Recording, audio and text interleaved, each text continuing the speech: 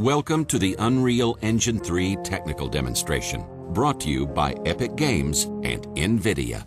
Unreal Engine 3 uses a per-pixel lighting model, which allows for advanced effects like high dynamic range lighting, as you can see on this fountain. Assets in this scene were constructed in 3 steps. First, we build a very detailed high-resolution mesh. Then, we build a low-resolution version of that mesh. Finally, our mesh processing tool then compares the 2 models and stores the difference in a normal map texture. The engine then draws the low-res asset with this normal map, giving the impression that we're displaying its high-poly counterpart in real time. This allows display of immensely detailed worlds at excellent frame rates. The scene you're seeing here is around 1 million polygons of total in-game assets, which came from about 200 million polygons of source art. Now we'll take a look at some of the new lighting features in Unreal Engine 3. This light, for example, has a cowling that casts soft shadows on the scene around it. This is accomplished using a light function.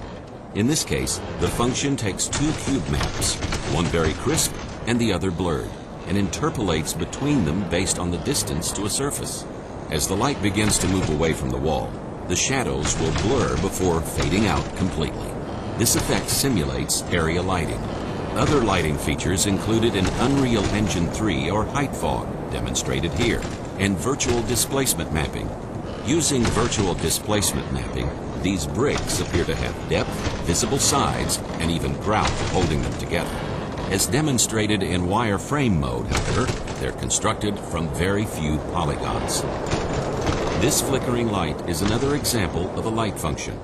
Light functions allow an artist to assign materials to any light and control how that light displays within the world. In this case, it processes a simple change in brightness. Unreal Engine 3 allows total control over how objects interact with the environment. All of the objects in this scene are physically responsive in some way. They can be picked up and thrown around within the environment.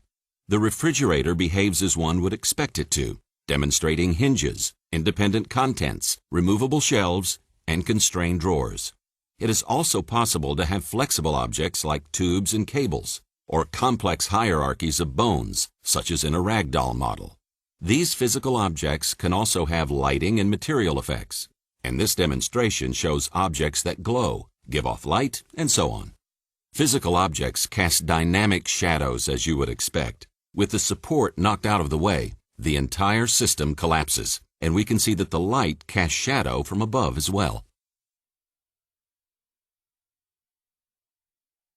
Complex materials are the key to next-generation graphics in games. Unreal Engine 3 gives artists complete control over powerful pixel shader 2.0 and 3.0 effects. All materials in this level were created by a level designer and required no programming whatsoever. On the right, we have an iridescent material. On the left, a complex panning material with an emissive channel. Virtual displacement mapping on this cube creates the illusion that the veins on the grill obscure each other. Viewed in wireframe, however, it's clear this detail is in the material and not the mesh. This next object demonstrates frame buffer distortion. As the camera moves around the object, the surrounding scene becomes distorted by the material. The bloom effect on this object is enabled through high dynamic range lighting. The material for the object's emissive channel is multiplied by a high value to exaggerate the effect. Here we have another lighting function, a stained glass environment that is being rotated along the cube. Because it's a light, it both attenuates and shadows realistically. The light projects on the character correctly and also soft shadows the world around him. Let's look at the character detail that can be achieved in Unreal Engine 3. This particular model is about 7,500 polygons for the low-resolution mesh and about 2 million polygons for the high-resolution mesh. Many of the smaller details in the high-res mesh, like the wrinkles around its mouth and throat, were hand-painted into the normal map. This lets artists add an extra level of detail without having to model it by hand. The wings on this character demonstrate light transmission, The wing material has a mask which tells it how much light to allow through to the other side. The veins in the wing membrane get darker when they block light from passing through from the other side.